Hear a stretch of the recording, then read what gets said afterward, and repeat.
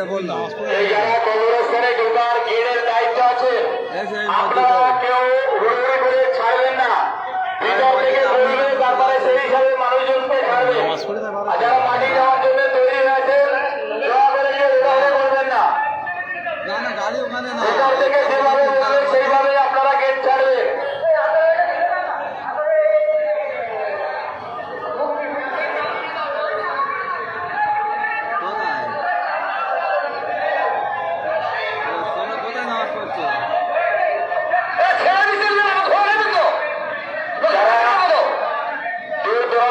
আমাদের আত্মীয় স্বজন ভাই বন্ধুরা এসেছেন, আপনাদের জন্য কিছু খাওয়া দাওয়ার ব্যবস্থা করা হয়েছে। মাদ্রাসা আছে, দু জায়গাতেই খাওয়া দাওয়ার ব্যবস্থা আছে, আপনারা সেখানে চলে যাবেন। আর বাড়িতেও আছে, যার যেখানে ইচ্ছে সেখানে চলে যাবেন।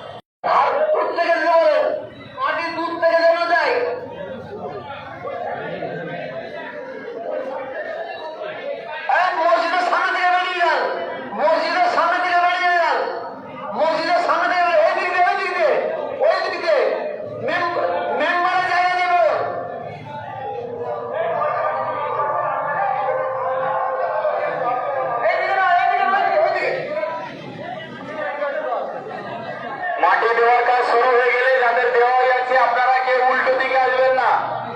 মসজিদের সামনের দিক থেকে, ওই দিক থেকে ছানের পুকুর আছে, ওখানে হাত ধুয়ে নিতে পারবেন, ওই সামনের দিক থেকে বেরিয়ে আসবেন, কেউ পেছন দিকে আসবেন না।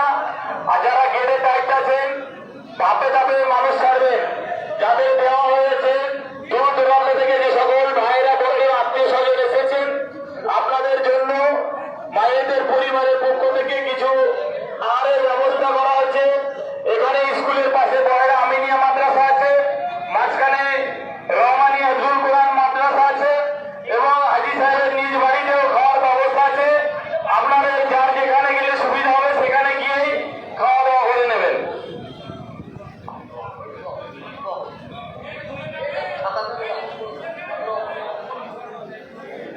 এখন গেট খুলবেন না, মাটি যেন গাছ থেকে কেউ না দেয়। আর যে আপনার কবর থেকে জন্য ওপরে উঠবেন না, দুধ থেকে হাত রাখবেন।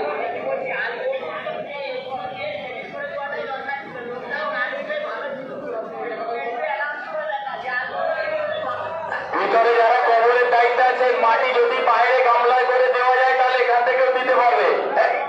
এই দরজা খুলবেন না, কেন এখানে মাটি দেওয়া অসম্ভব, মাটি দেওয়া অসম্ভব, মাটি দেওয়া অসম্ভব। আপনাকে মাটি দেওয়ার চেষ্টা করবেন না, মাটি দেওয়ার চেষ্টা করবেন না। আপনার যা কবরের লোক আছে আপনার ঠিক করুন, ঠিক করুন না।